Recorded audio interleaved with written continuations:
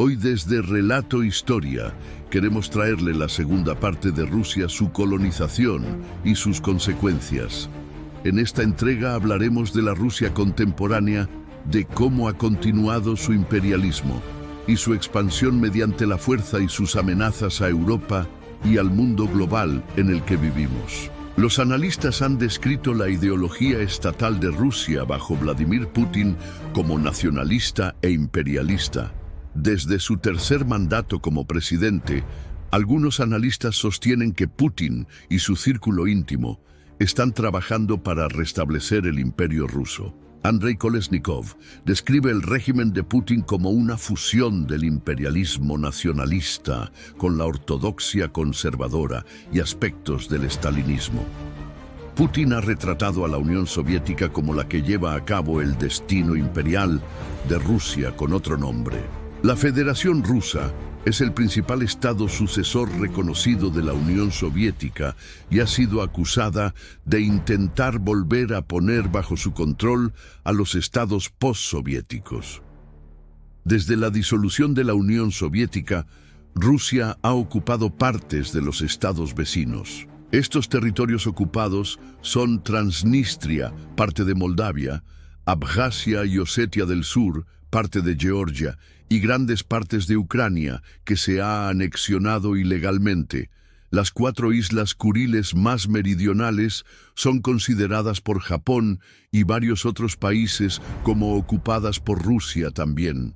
Rusia también ha establecido una dominación política efectiva sobre Bielorrusia, a través del Estado de la Unión.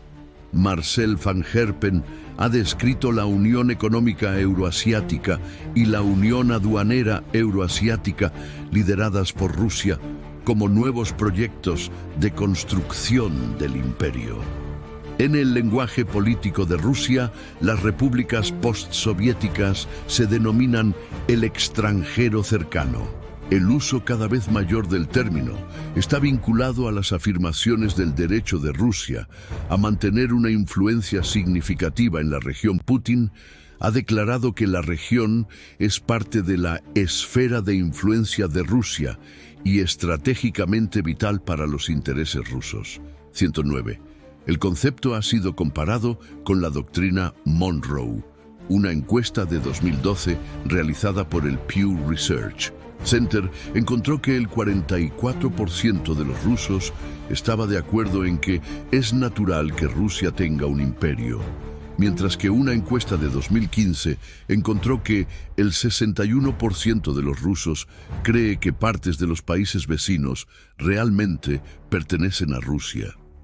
Durante la Revolución Ucraniana de 2014, Rusia tomó el control y luego anexionó Crimea de Ucrania, tras un referéndum celebrado bajo ocupación. El analista Vladimir Sokor describió el discurso de Putin sobre la anexión como un manifiesto del irredentismo de la Gran Rusia. Putin se remontó a los soldados rusos cuya valentía llevó Crimea al Imperio ruso. Dijo que la disolución de la Unión Soviética había robado territorios a Rusia y había convertido a los rusos en el grupo étnico más grande del mundo dividido por fronteras, calificando esto de escandalosa injusticia histórica. En opinión de Sokor, el discurso de Putin implica que la recuperación de Crimea es solo un primer paso en un diseño más grande. Peter Dickinson, del Atlantic Council, considera que la anexión marca el inicio de una campaña de conquista imperial por parte de Putin. Rusia ha sido acusada de neocolonialismo en Crimea por la rusificación forzada, la discriminación y el asentamiento de ciudadanos rusos en la península y la expulsión de ucranianos y tártaros de Crimea, lo que se ha descrito como colonización. La guerra del Donbass y la Nueva Rusia, 2014-2021. Una manifestación de 2014 en apoyo de la recreación de Novorossiya, Nueva Rusia, un antiguo territorio imperial en Ucrania. Se muestran la bandera negra, amarilla y blanca del Imperio ruso y las banderas de las fuerzas separatistas rusas en Ucrania. Durante y después de la anexión de Crimea, estallaron disturbios prorrusos en partes del sureste de Ucrania.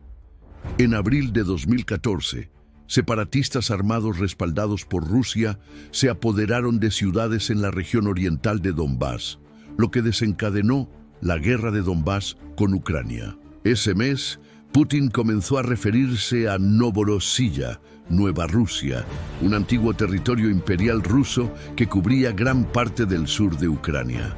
Michael Kimmach escribe que esto implicaba un programa imperial por parte de Rusia. Los separatistas rusos declararon que sus territorios capturados eran las repúblicas populares de Donetsk y Lugansk. El nacionalismo imperial ruso y el fundamentalismo ortodoxo dieron forma a la ideología oficial de estos estados separatistas y anunciaron planes para una nueva Novorossiya que incorporaría todo el este y el sur de Ucrania. El movimiento imperial ruso de extrema derecha entrenó y reclutó a miles de voluntarios para unirse a los separatistas a través de su Legión Imperial Rusa. En su ensayo de 2021 sobre la unidad histórica de rusos y ucranianos, Putin se refirió a rusos, ucranianos y bielorrusos como un solo pueblo que forma una nación rusa trina. Sostuvo que grandes partes de Ucrania son tierras históricas rusas y afirmó que no hay base histórica para la idea del pueblo ucraniano como una nación separada de los rusos.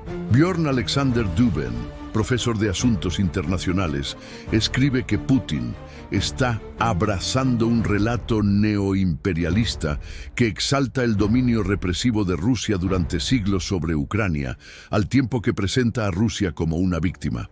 Rusia lanzó una invasión total de Ucrania en febrero de 2022. Al anunciar la invasión, Putin abrazó una ideología imperialista. Negó repetidamente el derecho de Ucrania a existir, llamando al país una parte inalienable de nuestra propia historia, cultura y espacio espiritual, y afirmando que fue creado por Rusia. Jeffrey Mankoff, del Instituto de Estudios Estratégicos Nacionales, calificó la invasión como la primera guerra imperial del siglo XXI y dijo que refleja el deseo de muchos en la élite rusa de restablecer una Rusia imperial. Se ha hablado de ella como una guerra irredentista que va en contra de la norma desde la Segunda Guerra Mundial, que considera inaceptable la conquista territorial. 4 meses después de la invasión, Putin se comparó con el emperador ruso Pedro el Grande. Dijo que el zar Pedro había devuelto tierras rusas al imperio y que ahora también es nuestra responsabilidad devolver tierras rusas. Peter Dickinson, del Atlantic Council, ve estos comentarios como una prueba de que Putin está librando una guerra imperial de conquista a la antigua usanza.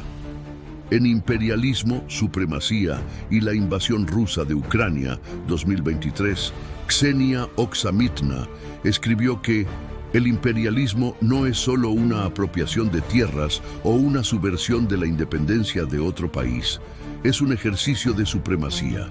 Señaló que la invasión rusa de Ucrania estuvo acompañada de discursos de supremacía rusa e inferioridad ucraniana. Los medios de comunicación rusos retrataron a Ucrania como débil, dividida, ilegítima y que necesita ser salvada por Rusia. Oksamitna dice que esto probablemente alimentó los crímenes de guerra contra los ucranianos y que el comportamiento de las fuerzas rusas tenía todas las características de la violencia imperial, incluido el abuso sexual, el saqueo de artefactos culturales, el despojo, la limpieza étnica y el reclutamiento forzoso de personas en los territorios ocupados en el ejército imperial. Del mismo modo, Orlando Figes define la invasión como expansionismo imperial y escribe que el sentido de superioridad de los rusos puede ayudar a explicar su brutalidad. Los asesinatos rusos de civiles, sus violaciones de mujeres y otros actos de terror están impulsados por un impulso postimperial de vengarse y castigarlos, de hacerles pagar por su independencia de Rusia, por su determinación de ser parte de Europa, de ser ucranianos y no súbditos del mundo ruso. En septiembre de 2022, las autoridades de ocupación rusas celebraron referendos de anexión en las provincias ocupadas de Ucrania, a pesar de la guerra y la despoblación en curso. Las autoridades rusas dijeron que los resultados fueron abrumadoramente a favor de unirse a Rusia. Putin firmó entonces lo que llamó tratados de adhesión, que proclamaban la anexión rusa de las provincias de Donetsk, Cherson, Lugansk y Zaporilla el 30 de septiembre. Los referendos, así como la anexión, fueron condenados como ilegítimos por la comunidad internacional. En 2023, Putin dijo que los soldados rusos muertos en la invasión de Ucrania dieron su vida a Novorossiya, Nueva Rusia, y por la unidad del mundo ruso. Desde la década de 2000, el gobierno ruso ha promovido la idea del mundo ruso, Ruski Mir. Generalmente se define como la comunidad de rusos étnicos y hablantes de ruso que se identifican con la ortodoxia oriental y que supuestamente tienen valores similares. Putin creó en 2007 la Fundación Ruski Mir, financiada por el Kremlin, para fomentar el concepto de mundo ruso en el extranjero. Jeffrey Mankoff dice que el mundo ruso encarna la idea de una nación imperial rusa que trasciende las fronteras de la Federación Rusa y desafía los esfuerzos de los estados vecinos para construir sus propias naciones cívicas y desentrañar sus historias de Rusia. Ha sido respaldada por la Iglesia Ortodoxa rusa bajo el liderazgo del patriarca Kirill de Moscú, quien dijo que la civilización de Rusia pertenece a algo más amplio que la Federación Rusa. A esta civilización la llamamos el mundo ruso. La gira del patriarca Kirill por Ucrania en 2009 fue descrita por Oleg Medvedev, asesor del primer ministro de Ucrania, como una visita de un imperialista que predicaba la doctrina neoimperialista del mundo ruso.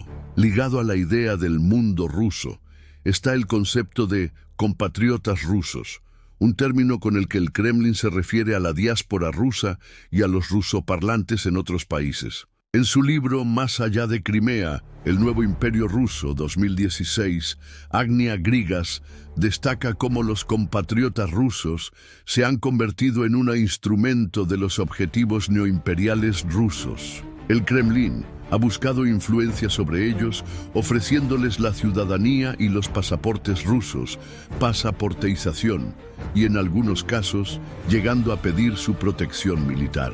Grigas escribe que el Kremlin utiliza la existencia de estos compatriotas para ganar influencia y desafiar la soberanía de estados extranjeros, y a veces incluso apoderarse de territorios. Esto se ha demostrado en Ucrania, Georgia y Moldavia. El entonces presidente Dmitry Medvedev justificó la invasión de Georgia en 2008 como defensa de compatriotas en las regiones separatistas de Abjasia y Osetia del Sur.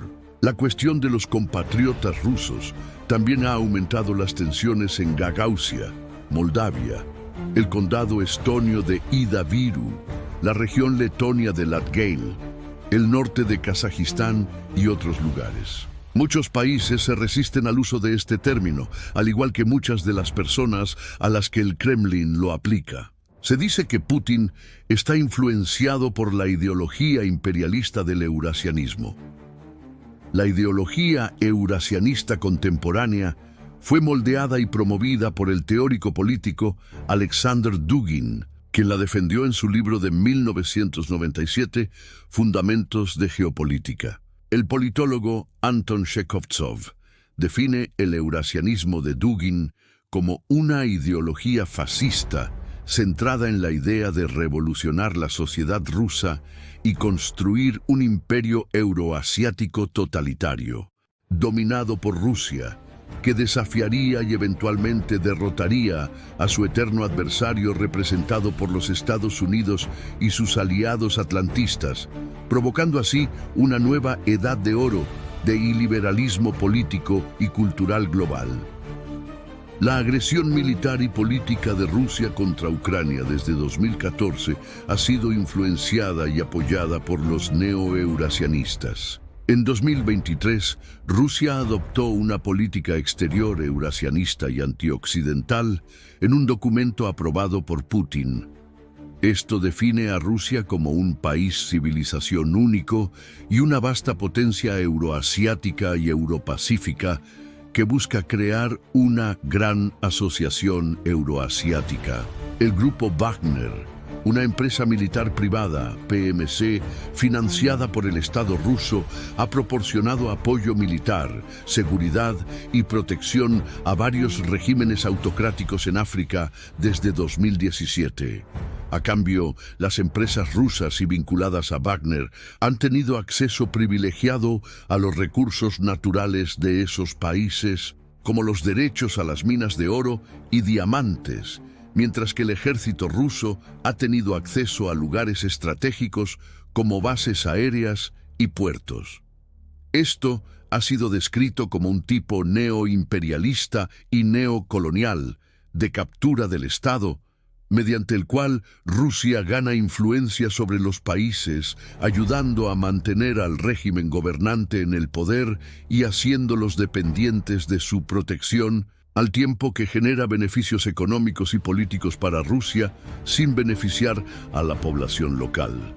Rusia también ha ganado influencia geopolítica en África a través de la interferencia electoral y la difusión de propaganda prorrusa y desinformación antioccidental. Las PMC rusas han estado activas en la República Centroafricana, Sudán, Libia, Malí, Burkina Faso, Níger y Mozambique, entre otros países. Han sido acusados de matar a civiles y de cometer abusos contra los derechos humanos. En 2024, el grupo Wagner en África se fusionó en un nuevo cuerpo de África bajo el control directo del Ministerio de Defensa de Rusia. Los analistas del gobierno ruso han reconocido la naturaleza neocolonial de la política rusa hacia África. Escribiendo para The Hill, Stephen Blank argumenta que las acciones y ambiciones de Rusia en África son la quinta esencia del imperialismo. Si el video te ha gustado, déjame tu like y suscríbete al canal y activa la campanita, así estarás informado de todos los videos que subiré próximamente.